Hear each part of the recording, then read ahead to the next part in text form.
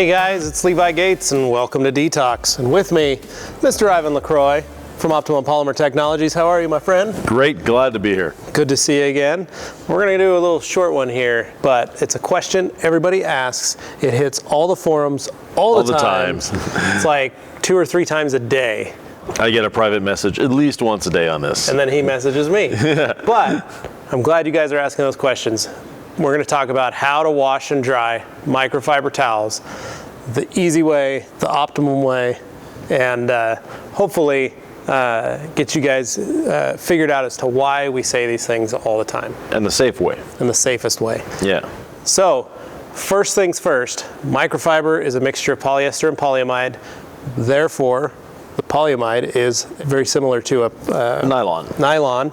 And then the polyester also has some plastic in it. Yeah. So those two things will melt. Right. And a lot of guys don't seem to understand that. And I even read a guy talking about, I like to boil my towels. Yeah. To clean all the protectants out of them.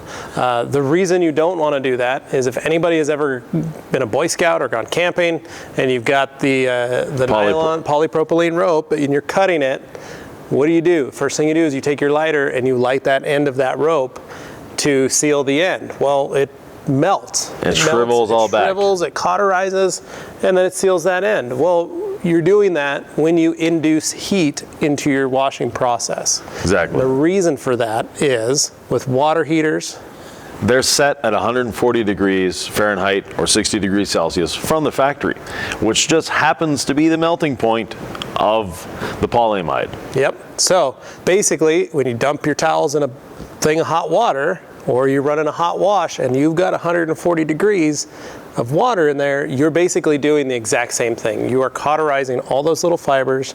You're causing the fingers of microfibers to just turn into a giant fist, and it's not fun. Yeah. You've now negated the use of your microfiber. Right. You've made them non-absorbent. Right. And crusty. Exactly. And that's not good for paint. No. So the other reason is because they're fibers and they're fingers, they like to grab and attract everything. Right. Which is why we don't use powdered detergents in there. No, powdered detergent never fully dissolves. Right. There's always some little bit of powder left. You can do a little experiment at home, take some powdered detergent, mix it into a quart of water. Yep, even a little water bottle, 8-ounce or 16-ounce water bottle. Yeah, mix it in there, let it sit overnight. Yep. It looks like it's perfectly mixed up. Come back the next morning, you still have powder in there. Have a party with some friends, shake that thing up, give it to everybody. You guys could shake that thing all night long. Right. 30 people could shake that bottle. Yeah. You would think it was mixed. Now, set that bottle down, don't touch it, leave it. Yeah. And come back the next morning and see all the product that is still in there. Right.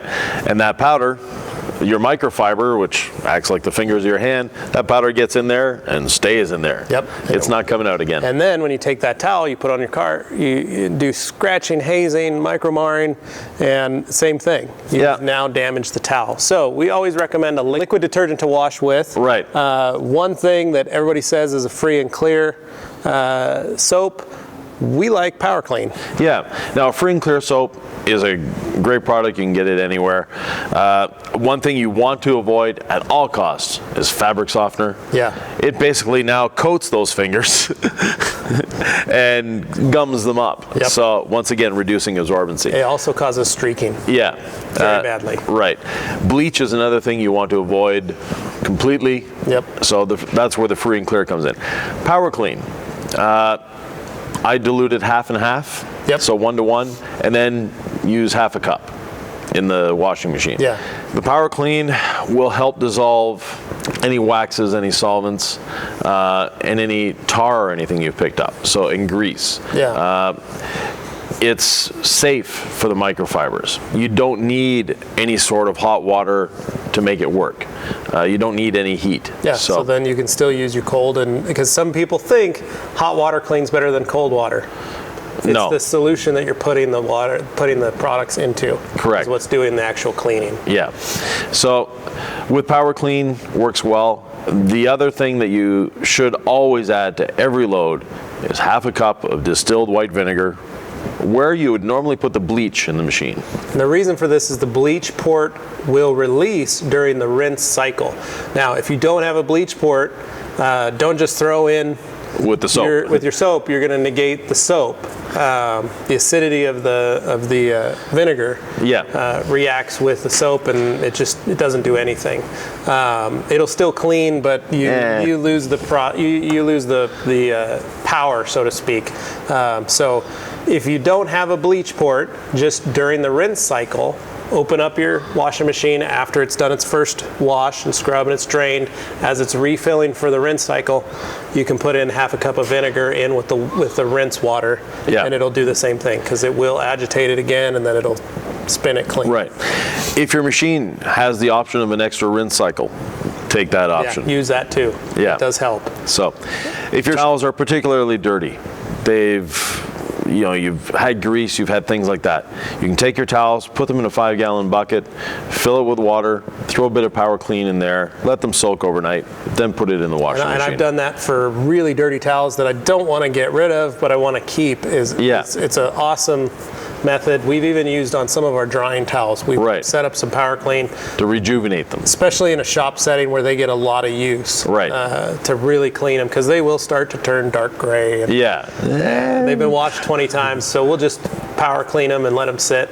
The next thing, when you're drying, no heat, no high heat. So same thing, you're introducing a high heat to that fiber. So now you've done a great job washing it. It looks, they're coming out, look great, and then you crank that heat up on your dryer. If you're in a shop and you have a shop that you only use your washer and dryer to dry your microfiber towels, take out the heating element. Yeah, exactly. Then you don't have to worry about a newbie or an employee walking up, accidentally changing the setting. Your dad comes to help you do some laundry for you. Yeah, exactly. Cranks everything up and doesn't understand. This way, you eliminate the processes. In my shop, I only had cold water running to my washing machine. So that same reason kept it simple for my employees, so I knew I never had to worry about hot problems or anything like that. Hot water took the element out of the dryer. They can't do it. Now, hanging to dry versus tumbling to dry. I've never had an issue with either one. Right. I prefer tumbling to dry. Because of the dryer has that nice little lint trap. That's true. That's a good reason. If you do have a bit of linting in your towels, you can take that out. Now, if you do experience linting in your towels, there's another trick that you can do with your dryer before washing them. Oh, tell me more. Put them in the dryer. So put them in the dryer before putting them in the washer. If you have, for some reason, a towel that starts to lint, throw it in the dryer before. That lint trap will get rid of that excess linting from the towel, then bring it back through the cycle. Yeah. One other thing. A lot of people, we read this online, they say, oh, I don't put my glass towels with my wash towels or with my drying towels, or I don't put... Personally, I don't find that necessary. Now, separating cotton and microfiber, definitely necessary. That's a must. But separating your different types of towels, when you use a proper wash process, that's not... Shouldn't have that issue. It doesn't become an issue. Yeah, I always like doing it just because I'm weird like that. I always would try and keep, because I came from a shop where a guy would do very poor wash jobs on everything of the towels. Right. I always got into the method in my brain, and my muscle memory was just glass towels are here, paint towels are here, interior towels are here. And you can still do that, but the biggest difference is, for sure, don't mix your cottons and your microfibers. No. That is a no-no. Now, the only thing we separated in my shops was the waffle weave drying towels from the terry weave and the longer nap weaves. So the terry and the longer nap went in one, and then the waffle in the other, simply because of the volume that we had. Yeah. So it was just easier, and then when we took it out of the dryer, we knew that the waffle weave pile went in one area and the other ones went to another area. Yeah, so that makes sense. Well, cool. Well, hopefully you guys have figured out the reason we say no heat. Keep it cold. It makes it so much easier. You're going to extend the life of your towels. You're going to make it easier on your employees. And don't boil your towels. Don't run it super hot. If you feel like you want to do it hot, check the temperature of your water heater.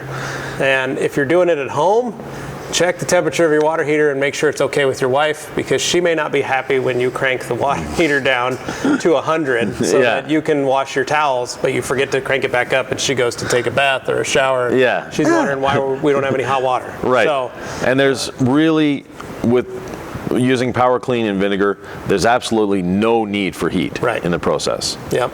And then the drying, of course, tumble dry. Yeah. No need for heat there as well. Yep. Low heat, no heat. You don't want to introduce that, because you're going to melt your towels and you're going to call us and we're going to have melted towels and tell you why. So if you guys have any more little tips or tricks, remember to email me at levi@theragcompany.com or comment below, your suggestions or any of your uses. We love hearing them, and we'll tell you if it's good or not. So, and right here, you can subscribe. That's right. So for more videos, remember to check out our Rag Company YouTube channel. Thanks, Ivan, for coming. I appreciate it. My pleasure. Thank you. Always fun. Thanks for watching. We'll talk to you guys later.